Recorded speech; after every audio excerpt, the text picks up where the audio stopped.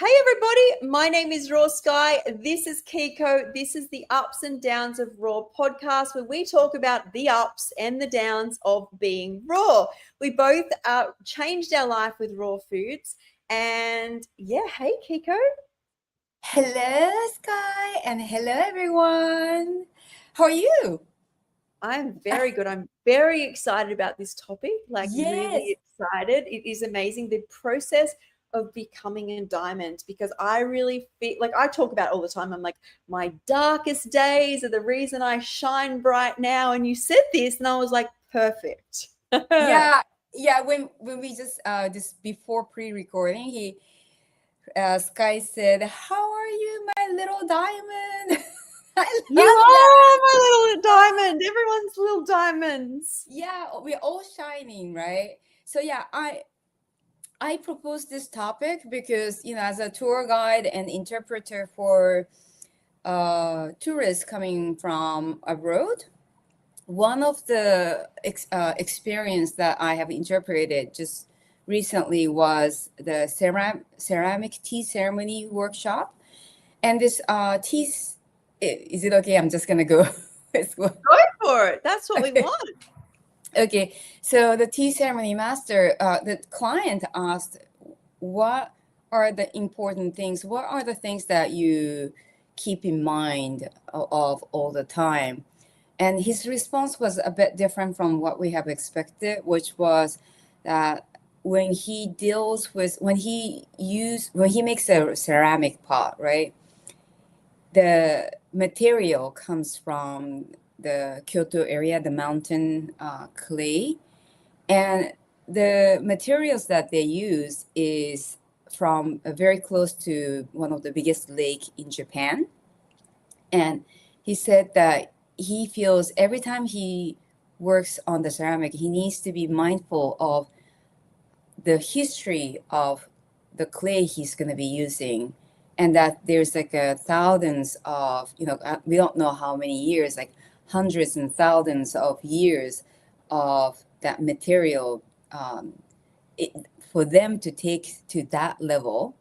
So he said he's just being mindful to not to waste and make sure that he gives the best out of him. And he explained, it comes from like a mud and then clay, and then it gets very dense, and then finally it will become diamond. And I say, wow, it's true. There's a whole process that they have gone through. In Japan, you guys might know, we have one of the major natural disaster like typhoon, earthquakes, and it's part of us. It's we were just really part of this nature, like very very dramatic nature that we just learn to live. And I think that's why I'm right next to mountain. Our nature here in Japan is so beautiful because they have gone through so much and they evolved. And I think human beings are the same. I agree with you. I agree with all of that. Like when you were talking about that clay or becoming a diamond, and you've got to think is the carbon that becomes a diamond was probably originally a living either plant or human or an animal, and then it's died, and then it's been broken down, and then it's been pushed down into different ways of being carbon, being one of them clay, and then being pushed down all the way into becoming a diamond. But it has been pushed down in the dark. It's been compressed, and then you're saying and then heat amount and pressure, and so when somebody shines, they've had to have gone through that process. You can't just shine without that process. And then I feel like that process then protects you later on in life as well. Like you're more resilient. Diamond's the strongest, right? The strongest material. So I feel like so strong, and just negative things really don't affect me. Like they're not part of my consciousness anymore.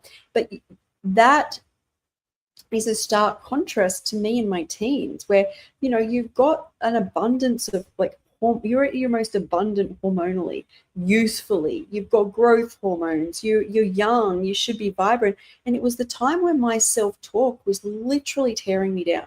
Like every day, it was so self-destructive. And I mean, that destruction hopefully came out in the end where I've come out a better person. But it's so interesting where we as people need to learn that less like these lessons life teaches us. Nature makes no mistakes. And a lot of people, and me included, being sick can be like, I'm going to die. This is so stressful. Why me? And when I started to eat raw foods, I started to say to I remember getting the first flu coming on, and you could feel because you got no blocks, feel the heat in your body. You could feel the sweat come. And I had this great respect. I was like, how amazing is it that my body's intelligence knows it's time to turn on.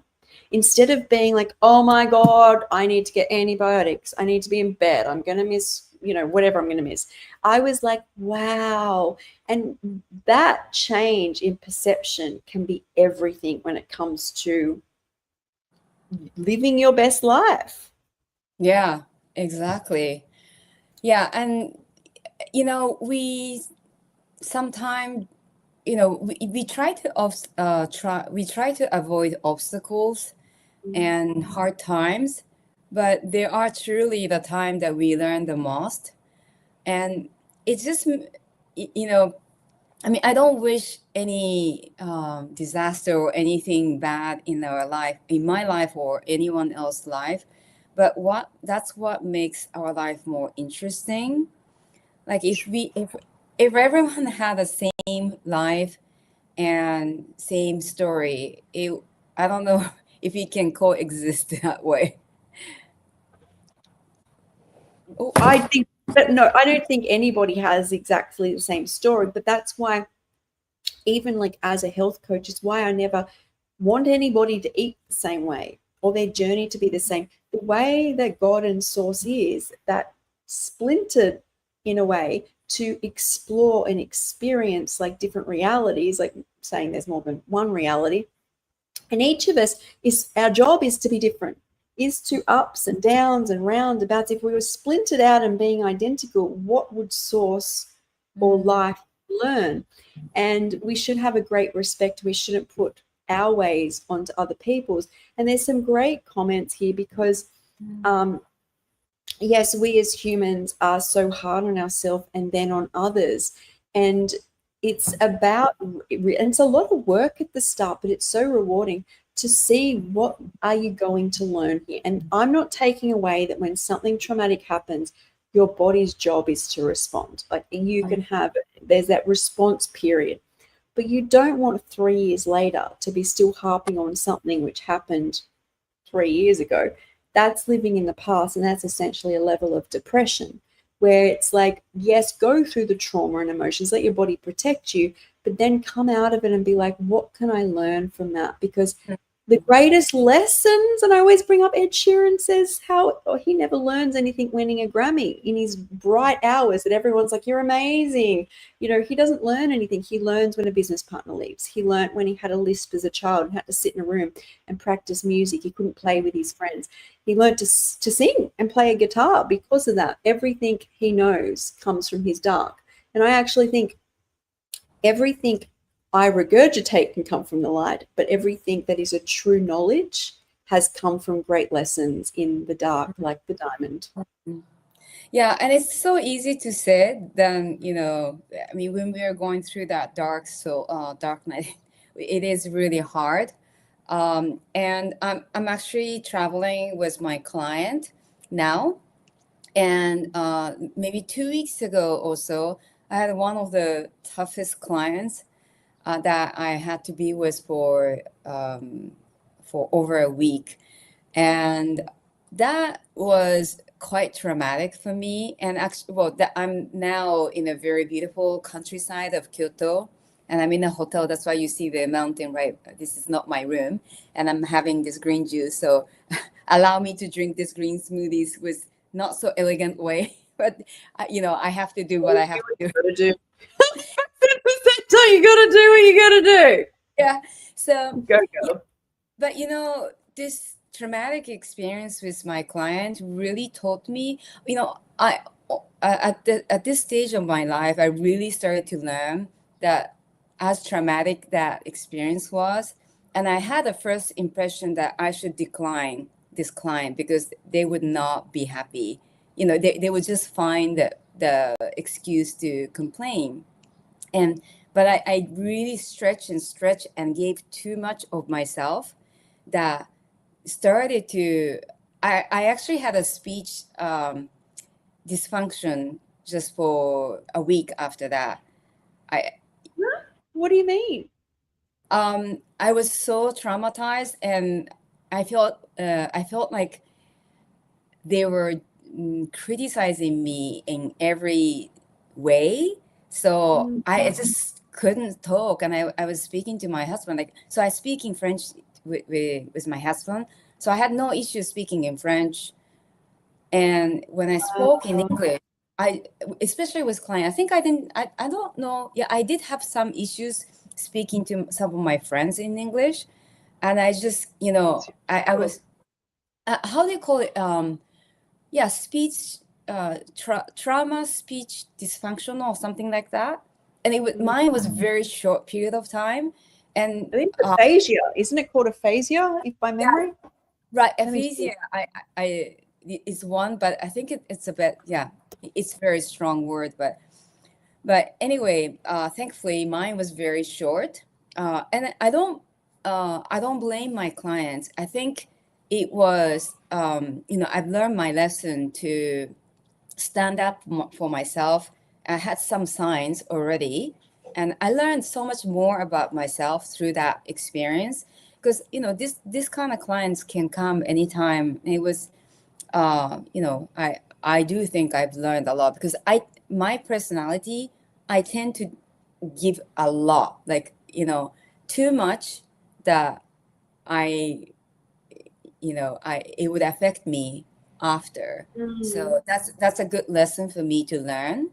And I do learn from a good clients. Like right now, I'm with this beautiful lady from New York City, traveling alone. She's so gentle, kind, very smart, she's very, very curious, and we have such a great time together. I do learn from these clients, but I learn a lot from challenging clients. And yeah, so it's not, I think it's the opportunity for us to learn about ourselves as well and how to deal with it in the future. Yeah, Selective? and yeah, possibly selective mutism. What I've learned as a health coach and being new to working like full time is it can feel like I now identify when I first start talking to someone if it's not going to be right, and I just don't actively present myself. If someone really still wanted to work with me, I'd probably weigh it up. But I just feel like my goal as a health coach is to help people, right? And if somebody is already coming at me with like blockages already, I just know how far that's going to get. And that doesn't make me a bad health coach. It just means that no matter what I say, if somebody's very, very good at coming up with a reason not to, there's two types of people when it comes to clients for me that I see. Well, there's three, right? There's the ones that are open-minded but know their faults, and they're great ones. There's ones that you like, I bought everything. I'm going to do this. I've completely changed my life. I'm now raw vegan. That's not going to work either. Okay, that's unrealistic. That's like dopamine getting, like I'm going to be like have this dream life. It's like not realistic.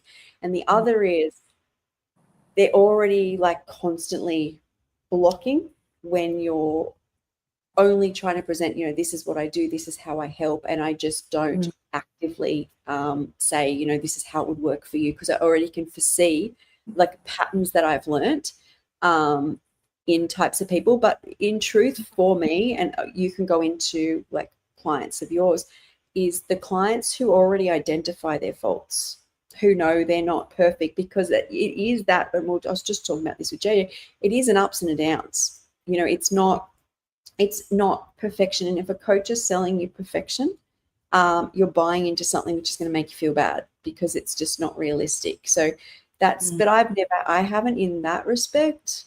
Yeah, like I've had very, very sick clients who I think have been like mentally unwell. That's very different, I think. But I've never had just a person that's just horrible. There was a question, how do you, oh, where was it? I can't even see it. Oh, yeah, here. How do you navigate having a hard client you can't get away from, Kiko?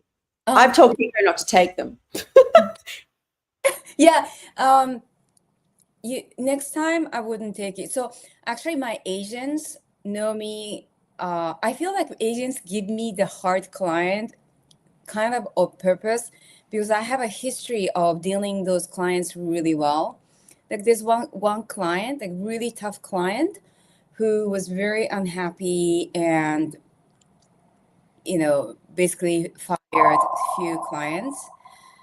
I mean, the previous guide, and the agent called me up and say, this person is coming with this history. Don't be too hard on yourself. Just let us know if you need help. And I was prepared. And long story short, this client loved me so much that they invited me. They invited me to their like world-renowned apartment, like gorgeous apartment looking into like a symbolic. I'm not gonna specify where it is, but I mean, I love this client. They were traveling with the family, and I understand, there's so many dynamics because the mother dealing with her parents, with her kid. So their interest is very different. Like the rhythm is so different. So I was trying to ease the stress of everyone, and they loved me like instantly, and they hired me more. But having going through this recent client, I would probably decline clients like this. If it's just one day, it's okay. But if they ask me to do it for more than 2 days, I would probably decline because I get the same, and I get the same, salary or pay, and on top of that, we don't become friends, right? This lady, this client, she was so happy. We exchanged the contacts, and she said, "You can stay over at my apartment anytime when you come." But again, we still have this clients. She's my client, so you know what I mean. It's not like friends that if it was a friends situation, like I know someone, I know my friend from like 10, 20 years, and she's having a rough patch, then I can deal with it. But if it's like a client situation, I mean, just you said it perfectly, Skye, that if they are not owning that, they're not willing to be responsible of the outcomes, we cannot work together. Yeah, and you probably get along with more people. I just feel like raw vegans are generally happy, or like vegans well, I guess not all vegans, but like, we are happy. Our moods are usually good. But still, what that means also is we don't push through with like coffee or come home and drink. We feel everything. And I always think when something doesn't align, it's so loud. Like it's literally, it's really, really loud. But yeah, I mean, I would feel that, like you start coaching and you're like, oh, I want lots and lots of clients. Then when you sit with people that you just feel you can't help, it's once again, you're learning something, right? Like it's all of these processes that we go through are learning. So Kiko is a translator, just for Michelle there, who said, what do you So I coach? do, yeah, I do coaching on so I have worked as a business and personal coach, and I am available as a personal coach. But I also, I now this is the busy season as the guide and interpreter for overseas guests. Okay. I think what Koala Mum is saying is true is for most people, especially when I was unhealed. So I Mm-hmm. always want to help everyone.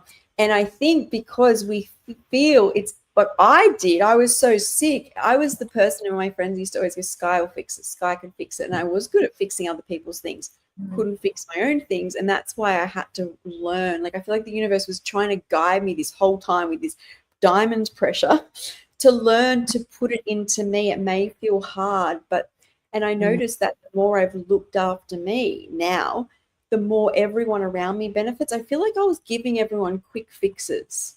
And that's changed. Like, since working on myself, everyone gets now, in my opinion, if they fix in any way from me, they get sustained.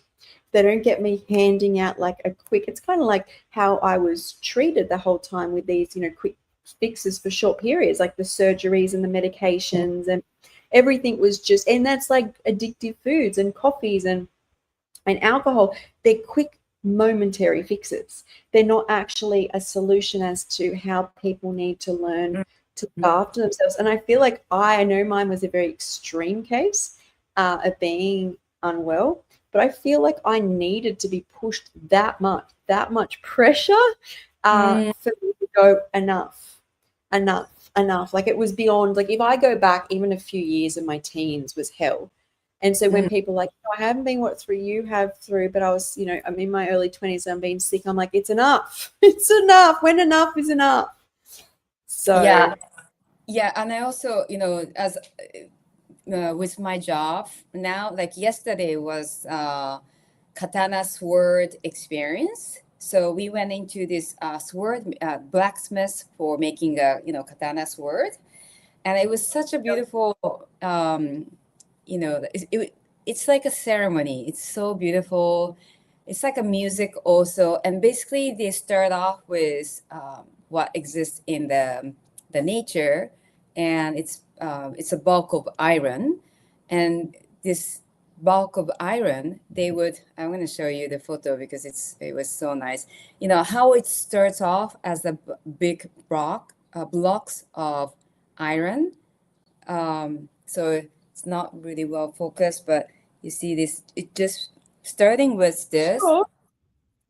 and he's just explaining how I The shared it on my story if you guys are interested, but basically it's just I can bring your story up, Kiko, make it easier for you. yeah. Here I have quite a few photos I shared. So those three blacksmith guy is now they're making a sword, but you know the the end result will be like this. It's very shiny, and to get to that, they had to go through a lot of pressure. Being in the extreme heat, of course, in the fire, and then into the water. That's like, yeah. Thank you. I So don't yeah, move this along any. Oh, there, faster. There we go. yeah, Here. yeah. So yeah, it shows how it starts off as a bulk, and then you would see later on. Yeah, that's how it breaks up. If it's too soft, I think if it's not enough pressure, it would not cut clean. So they have to find the right, pressure and right materials to begin with. See, And guys, life may be just putting pressure on you to make you like the perfect cut. Like, when we're like, I can't take anymore, it's like, well, nature never makes mistakes. So it's just applying more pressure so you come out like the perfect sword. yeah, the sword was so beautiful, and the whole experience was like really quite spiritual. This katana sword is very, yeah. You see their That's the music, sword there. yeah, on the side. Wow. It really does. Like, this podcast is really bringing home how things start out? Well, essentially, like, a piece of like charcoal or clay is the diamond, and then you've got swords being just a chunk of iron, and now they're like designed into something absolutely beautiful. And that's like what we're all becoming. We have to go through all these dark and unformed and unsettling times to come out. And they had to shut all the blinds. They have a light, like certain light, but basically the room is quite dark to see the shining. Yeah, Oh, it has. wow. Yeah, it's absolutely gorgeous, and it takes at least 1 year to get to that stage minimum. What? Yeah. I just think as well, I brought this up in the last live about how long it takes to make my salad. And I'm like, that practice is just something my mind, whether it's meditation, needs to learn. So I take that practice and apply that concentration. I was saying to my podcast and to being a health coach. And then I was saying, as a health coach, I don't just grab something and chuck it in the microwave and watch TV and then be like, I'm done. Like, I am like, I will do the best, the highest. Like, it's the same practice. So these Yeah. like, and this is the knowledge. This is the key. Mm. It is, yesterday, the day before yesterday, I went shopping, and, I bought a lot of greens, and, I'm in a very small hotel, and it is challenging, but I did make a huge green smoothies, and I was a bit scared that someone would come and knock into my room saying that, you're making too much noise with that, blender going on early in the morning. But yeah, this really helps me. It does take time, but yeah, that this is the source of my energy. So yeah, Yeah, and it I've done the blenders when I was traveling with Jillian. Jillian asked for a second fridge. I don't think we got it in the hotel we were at the first time, and I don't think we needed it at the second time. But like, actually, what Jillian does is very similar to what I do when I travel. It's like when I first land, the first thing I do is just go to the supermarket and just get a whole lot of like, just greens or fruit or nuts, maybe apple cider vinegar, lime. I'm like, my whole priority on that trip is to stay raw. But I did want to jump across here and say, did you bring some wraps with you as well? Is that what I'm looking at? yeah, I did, and I just eat when we are going to one place to another. I make also, yeah, I have one big smoothie container, and I have another one that I already packed up, so I can drink this while I'm with my client. So That's good. I remember when I first went to Cairns, I was been raw for a year. I must have made so many sauces and dips for the plane. The flight attendants are like, look at you. And I'm like, yep, I got to stay raw. And then when I got there, because we did a lot of day trips, is mum was like, I feel so bad for you. I'm like, no, I love this. I get to eat this beautiful food. I'd get up, chop up my carrot sticks, my celery sticks, bring bananas. I've already been to the supermarket early, make 2 sauces, make my zoodles, and I would just carry my backpack with me because that's what kept me raw and yeah, well, essentially. and So this is so good. This is spinach, dates, chia seed, lots and lots of chia seeds, and cacao and carrot powder. It's so good. It's like, we get to eat like a dessert. I mean, we get to eat delicious food all the time as a raw vegan. So like, don't feel bad for me. okay, sorry, I'm looking at these questions right now. How I got so, I like that. A true story of how I got so shiny. We all got so shiny. We went from a big clump of metal that's just like a clump, and we all got shiny. We're all radiant. We're all diamonds. I enjoy things more slower. The wrap looks yummy. Yeah, what is in the wrap? What's in the middle? Oh, it's in my book. It's basically I've actually I'm thinking of coming up with the next recipe book of what I eat.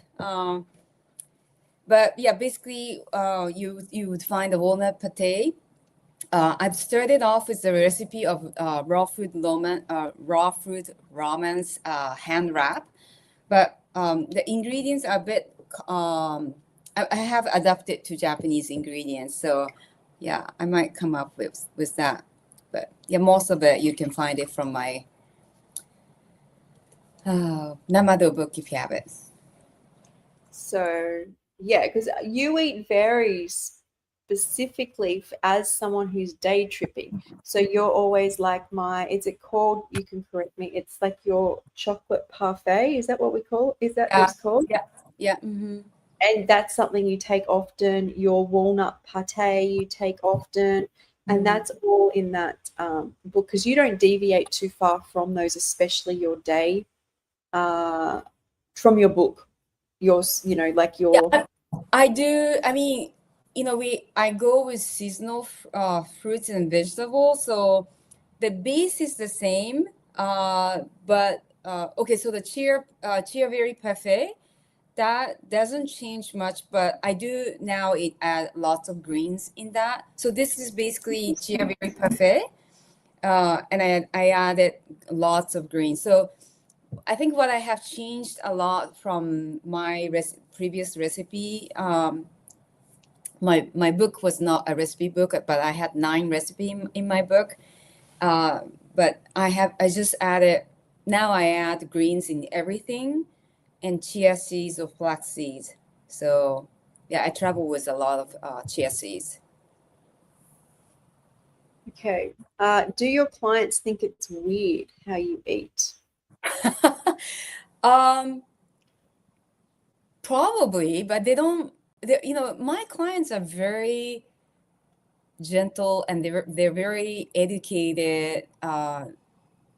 They always try to say, "Oh, don't worry, it's okay." They like to talk to me when we go to restaurant. So what I do is I bring my lunch, and I just say that I'm vegan, or I'm doing this raw vegan stuff, and they never question more. We have so many other things to talk about that food is not. It's just one part. And if they are interested, I share that I just published my ebook this year after 21 years of trying to finish this book.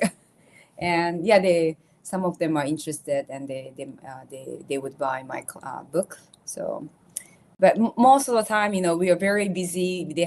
They're here for a short period of time in Japan, so we talk about culture, try to help them understand Japanese culture and history. So Sure. So when I was doing disability support work and I bought my raw food, I was like, I still kind of feel I am, even when I go out with friends and stuff.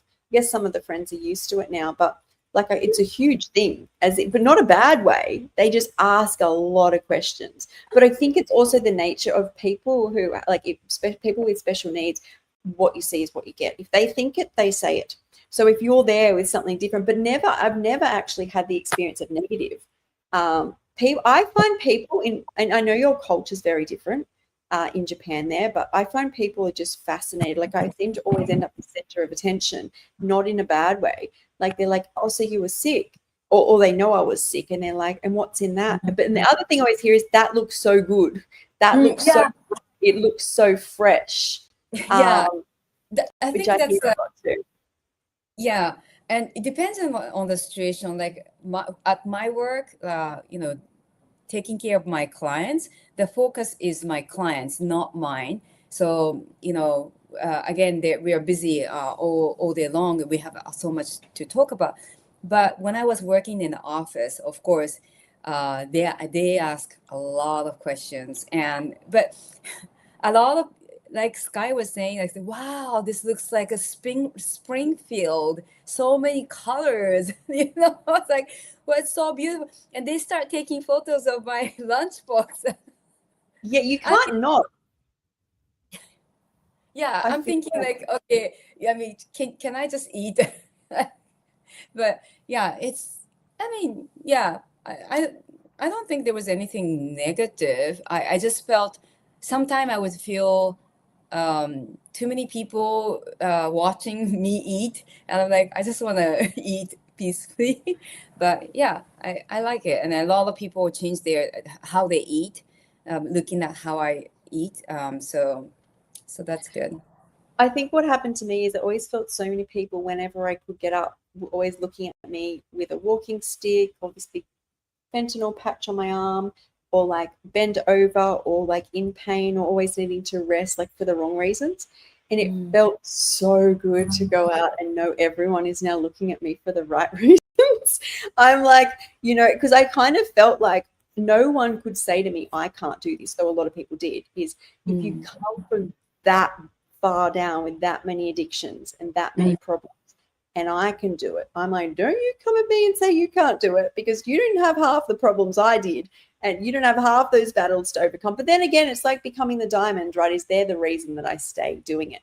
But it was really nice to just feel the light, instead of people like, oh, you've got another surgery, oh, you need to rest to understand, or is that the right choice, or is that the right medication? Or it was like, finally, I'm like, guys, it's just light. It's just little packets of light that I'm putting in my body, and I feel amazing.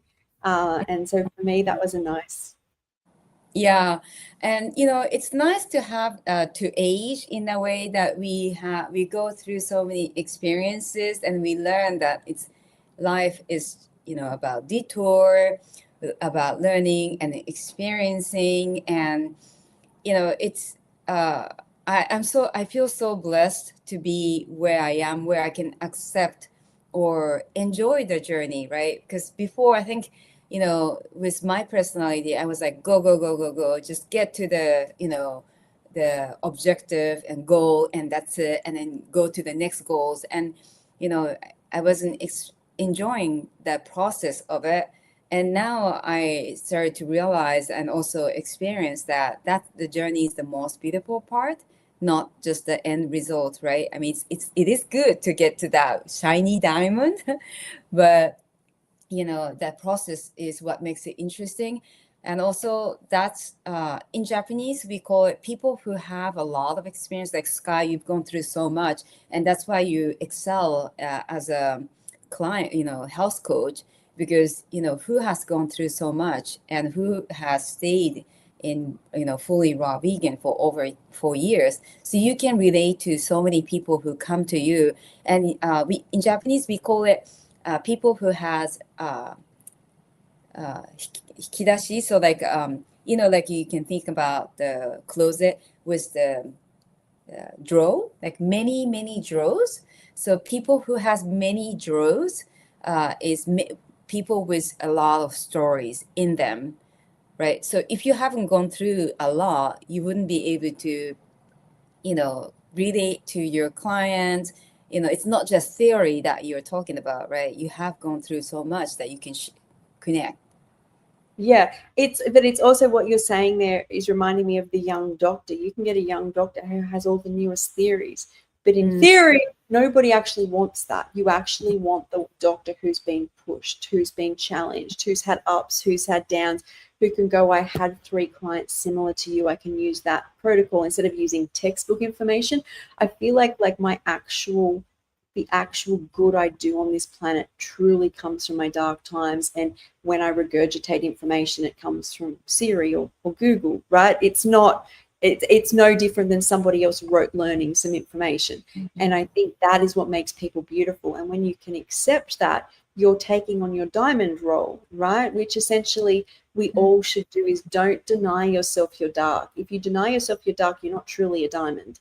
Like when you can step into the light, be like it might be someone who's really bad. Here's something that comes up a lot for me. Comes up a lot, the question, what's the contrast of eating cooked food? How many of your symptoms came back with cooked food? I've never gone back there. That's a dark place for me. I can't go. But there's people who have been back there and can speak on it. And when you start twisting, it's not twisting, it's turning around your dark to be your light. You can actually help people if you've learned to overcome going back. But you can also say, hey, look, I've eaten like a lot of high fresh raw foods and my symptoms are gone. Yes, when I go back, I eat what I hear. I can only repeat what I hear, which is I tend to fall into over addictive tendencies. My symptoms come back, but I can't speak from knowledge on that. And I can speak from knowledge on a lot of things. I've been through a lot of things, right? But you all you can do is repeat. I can repeat what I prefer to repeat what people say. Then, I mean, not there's much science on that, but science is so ambiguous because what I always usually bring up, and I see it in my head now, that photo of me in the water where there's nothing of me, is I had read so much science. I'd been around professors and doctors, so much money and time on science, and that's where I ended up. Give me no brain. Like, my brain literally did not work anymore, and no family, no people, and like an animal, I found my way. And it's why I think you can literally talk yourself into anything with science. So you have to be really careful, because you can find a bit of science to back anything these days. There's done so many, and it's just going to get more and more. So that's why I hold so much value when somebody is like you, even sharing your experience today with your client and how you didn't talk for a period of time. And that's very neuroprotective, is the body only can take in so much. So don't even think you don't want to go through that again. But it's not bad. You're like honored that your body can recognize it needs a break. It's that those pathways cannot be triggered right now because it's too much for your nervous system, as opposed to people who keep pushing through with coffee or whatever they do. So it's like, it's really, everything we go through is a lesson. Yeah, definitely. And Skye, you definitely helped me embrace who I am with all the defaults, or not, certain ways. Some people might think there are certain things about me is default, but it's how you look at it. But it's all part of me that makes it Kiko. And Skye, the same thing. All you have gone through. If you have missed one event, you wouldn't be who you are now. So, you definitely helped me to, fully embrace what I have gone through. For example, right, like Japanese people are so scared of sunburn or like getting aging spots, right? So I don't know about in Australia, but they cover so much. Like they use concealer, and with this AI tools, actually, after taking photo, it's very easy to remove some of the spots, right? Like a wrinkles or aging spots. And for many years, one of the reasons I didn't do video is because I have damaged quite a bit of my skin because I was exposed. I was living in Bahamas and Costa Rica without any sun protection. So I felt so ashamed of it, but I said, if I don't start now, I would never start. So then now I started to really embrace, like we have to really, like I had to learn that every part of me is who I am, like all the history that I have gone through. I cannot take out any event, right? I am who I am, what I have gone through. I like, yeah, I look at all of that. I'm so glad that I can do that for you, as in like that you see that the value that is in, like when you told your story to me about how your hemoglobin got, I think we worked out in Australian terms it's in the 40s, which is like when I was bled out and I couldn't stay conscious, it was 47 or something, and yours was lower than that. It was 20s, I think. Yeah, 20s. Oh, 20s. Oh, like unheard of. Like that, I don't think anyone even in a Sydney hospital would have seen. No wonder, like when you tell that story and that you survived, what really stuck with me was how they're presenting you with a very simple and relatively safe in this modern day and age remedy for this, which probably at the time it was blood trans. You would need blood transfusion when your hemoglobin's that low. Okay, yeah, that is a little more riskier, but like let's say iron infusion, if it had been a bit earlier, you could have had an iron infusion. And when you are near death and you're saying no to, and that the pain you would have gone through, and it still got worse. Like it wasn't like it was even fixed. Like the anguish, I've been into dark near death times like that. And it changes your soul. You're never the same. When you've danced that close to death, it changes you, but it's like mind blowing when a lot of my near death experiences I've been rushed off to trauma things. And I just know that when anything's been held off, the fear and the confusion and the battle, which no one else has walked but you, and that to not be able to share that, because the community, the way it is like, you're supposed to just eat this way, be this way, everything's perfect. If it's not, you're sick and damaged and need to detox. So imagine someone with low hemoglobin going home and water fasting, and it's probably not unheard of. And that is scary. So what you do by sharing our ups and downs is what I believe the reality of what has kept me fully, completely raw, besides a few coffees at the start of the year, for 4.5 years, because there are ups, there are downs. I'm like lighter raw, unlighter raw, like, like, but just through different stages. And I just feel like we all go through crap. Some of us that's soul changing crap. All crap is soul changing, but like that stuff that no one can relate to. Okay. But there's probably people out in different ways who have had different near-death experiences.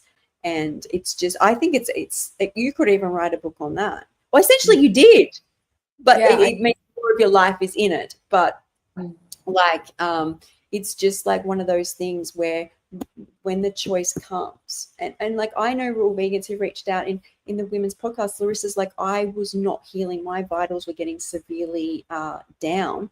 And she's like, so I took antibiotics. Like, you have to remember, we are doing everything we can to stay healthy. But when you start dancing with death, I just think it's where I'm like, I choose to use modern medicine then. I've done everything I possibly can.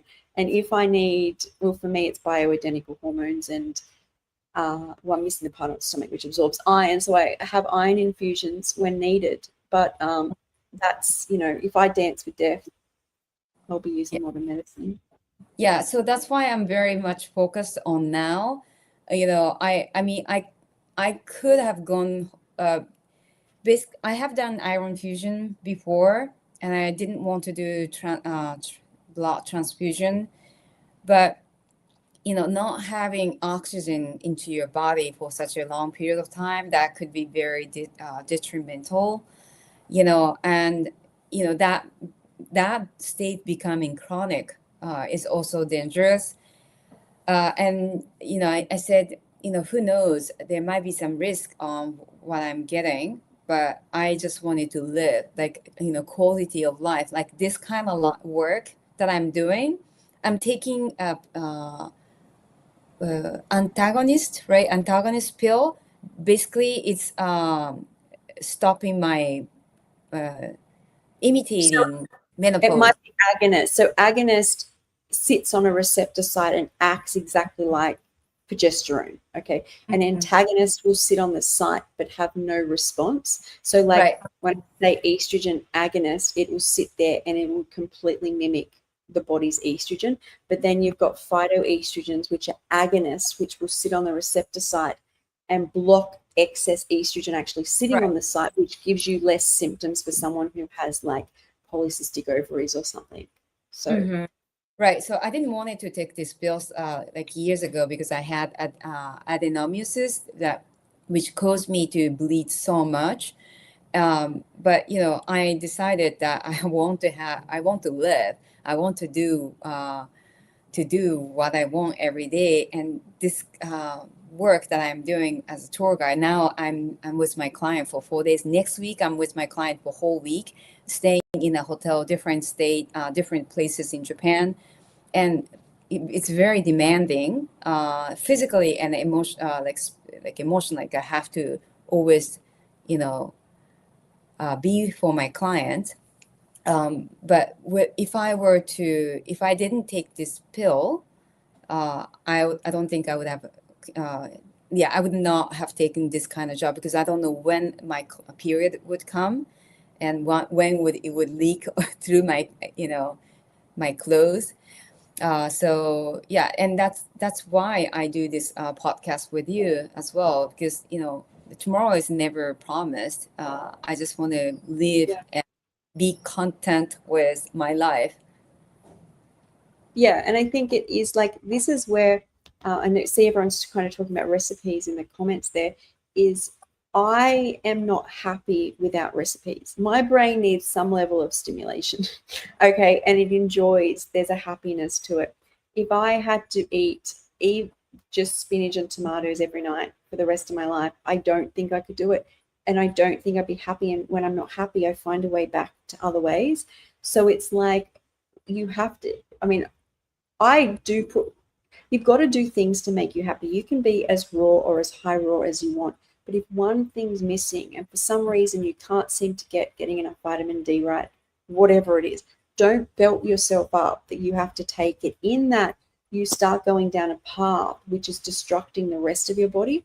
And I love, Jules and I have had conversations about this where she talks about a house, I talk about a car, but her analogy of a house is great, where you start juicing and you start polishing the walls and the floor and it starts sparkling, but next minute you've thrown out the curtains and you're still juicing, you're throwing out the sink.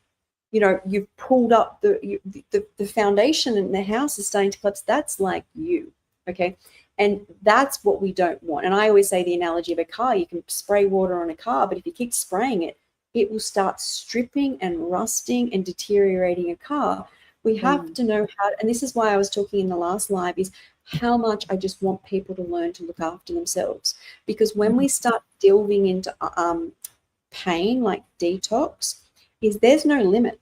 You're told the more you suffer, the more you're healing. And when you start combining that mindset, that is, you apply it to your whole life. So while you're going through it, people will be going, I'm going through it with friends, I'm going through it everywhere. It's because when you do it in one area of your life, when it consumes a lot of you, it has to repeat everywhere. And if we can learn to love in a strong area where we put things inside ourselves, which essentially is our partner and food, you really want to think about how much you can get love inside of you, because then that's what it's how maths works. You put something inside and you don't get something else out. Like it can change a bit, but you're still getting essentially the same thing that comes out. We might put 1 + 1 in, but you'll always get 2 coming out. Like and 2 always has 1 and 1 in it. And so if I always put love and love, add love and love, you just get more love and more love. And if people can learn that practice, it will protect you on a planet which is very low vibrational. And that love may be a vitamin D supplement with your raw diet. And when you take it, don't be like, I'm bad. Be like, I'm always, what I do with my estradiol and my bioidentical estrogen and my magnesium is I have this full awareness of now how much effort my body goes to assimilate them, that I'm healthy enough to be able to hold these inside. I couldn't take a lot. I don't know how my body survived with all of it used to have in. I have this great respect and love when you put these things in. Don't, whatever you do, put things in and be like, I hate me, I'm going to pay for this late, because it just, that mindset is not good. Yeah, well said. Yeah.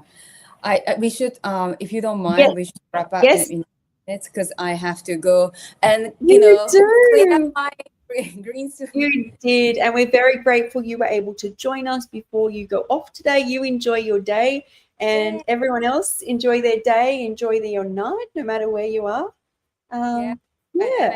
Every one of you is so beautiful. I'm fascinated by every human being in general.